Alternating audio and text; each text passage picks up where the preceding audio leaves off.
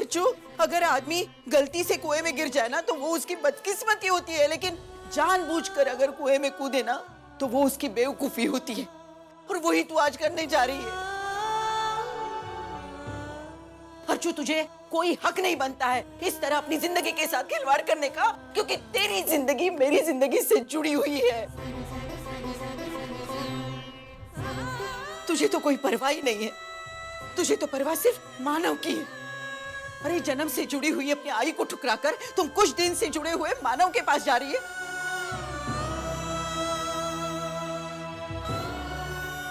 आई, मानव मेरे पति है। जानती हूं मैं। शादी क्या होती है, सुहागन किसे कहते हैं, रिश्ते कैसे बनते हैं, कैसे निभाए जाते हैं, ये सब कुछ मैंने ही तो तुझे सिखाया। कुछ भूली नहीं हूं मैं। लेकिन इन सारी चीजों से भी मुझे अपनी बेटी की जिंदगी ज्यादा प्यारी है। तो इसमें कोई गलती नहीं है। हाँ, अगर कोई मुझे स्वार्थी कहना चाहता है तो कहे, मुझे उसकी परवाह नहीं है। लेकिन अपनी बेटी की जिंदगी की चिंता करना अगर स्वार्थी होना है तो ठीक है, मुझे मंजूर है। अर्चो, मैंने तुझे पहले भी कहा था कि भावनाओं में बहकर कोई भी गलत फैसला मत करना, और आज तू वही करने जा रही है। मेरी तो समझ में नहीं आ रहा है कि तेरी आंखों पर जो पट्टी बंधी हुई है वो मानव के प्यार की है या फिर अपने पछतावे की है। लेकिन आज जो तू नहीं देख पा रही है ना, वो मैं देख पा रही हूँ। मैं देख पा रही हूँ कि उस घर में तेरी क्या हालत होने वाली। मैं देख पा रही हूँ अर्चू।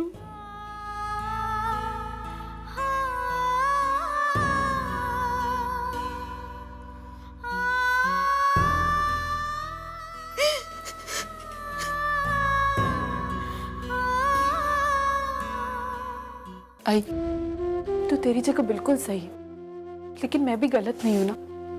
माना कि तूने मुझे उंगली पकड़कर चलना सिखाया, लेकिन एक वक्त ऐसा भी आया था कि जब तूने मेरी उंगली छोड़ दी थी और मुझसे कहा था, जा अर्चू, अब तुझे खुद चलना है, तुझे अपने पैरों पे खुद खड़े होना है, मेरी मंजिल तक मुझे खुद पहुंचना है। कहा था ना आई तूने।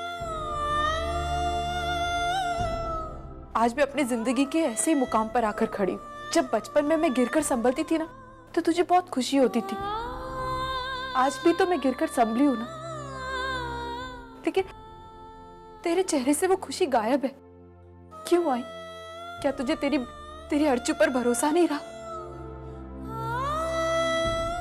उस घर में मेरे साथ क्या होगा, कैसे होगा, ये सब मैं जानती हूँ, लेकिन उसके बावजूद मैं वहां जाना चाहती हूँ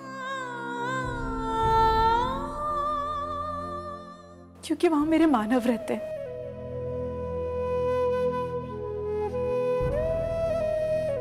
वो कभी कहेंगे नहीं, लेकिन मैं जानती हूँ कि उन्हें मेरी कितनी जरूरत है। नफरत करने के लिए क्यों ना सही, लेकिन उनकी अर्चना का उनके साथ होना बहुत जरूरी है।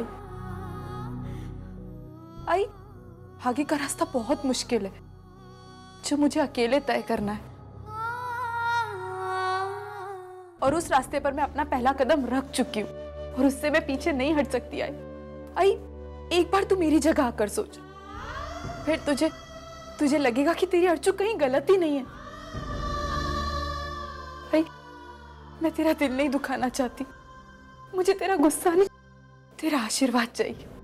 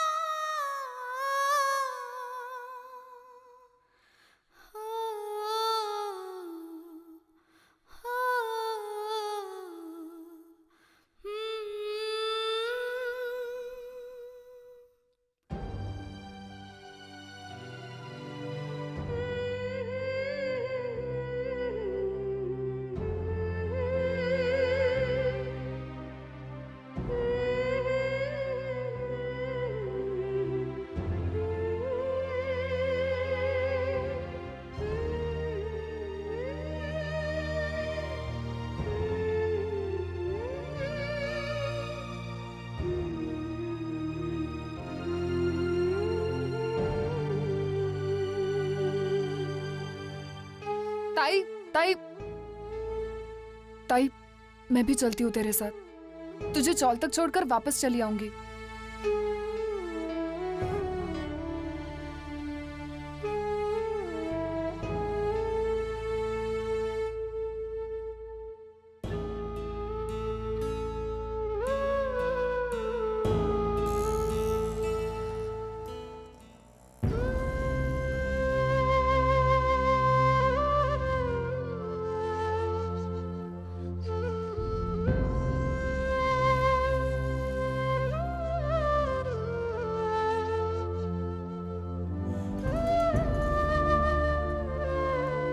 बस भैया यहीं रोक दीजिए।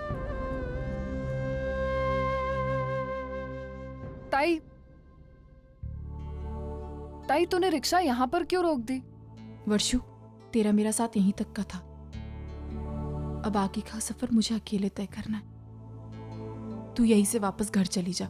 नहीं ताई, मैं नहीं जाऊंगी। तुझे उस घर की चौखट तक छोड़ूंगी और फिर ही जाऊंगी।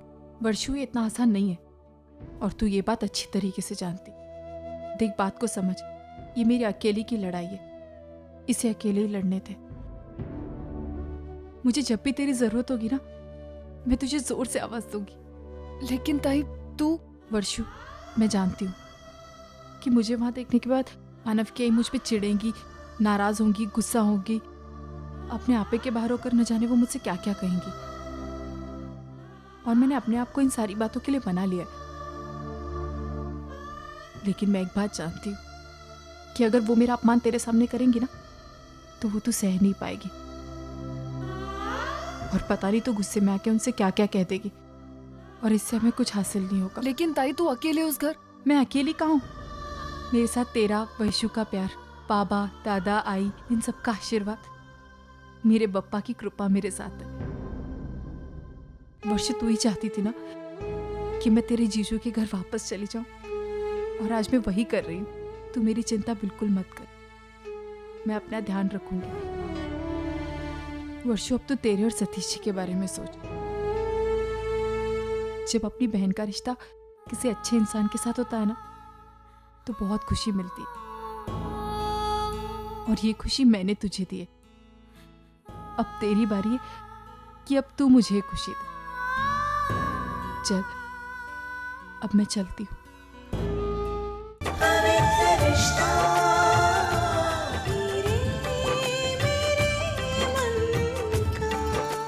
ZTV, आज लिखेंगे कल।